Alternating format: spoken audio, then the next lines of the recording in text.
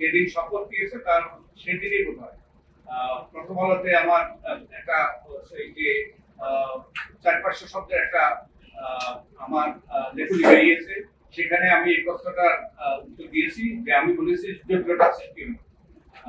আমরা মনে করি যে তাদের যে আইনি বাধ্যবাধকতা আছে, যেহেতু সেই আদেশটা সব জনগণ অনুমোদন করেছে এবং একই সাথে যে যে ওই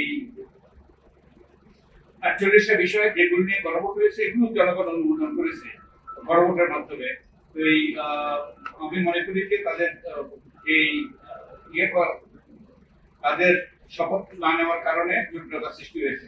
আর আপনাদের অবগতির জন্য এরপরেই এই বিষয়টা নিয়েই এখানেই এই রুমেই ওই নাগরিক কোয়ালিশন থেকে আলোচনা হবে। তো সেখানে আপনারা আরো এই সম্পর্কে আরো তথ্য পাবেন, এই সম্পর্কে আপনাদের কাছে আরো আরো বিশ্লেষণ উত্থাপন করা হবে।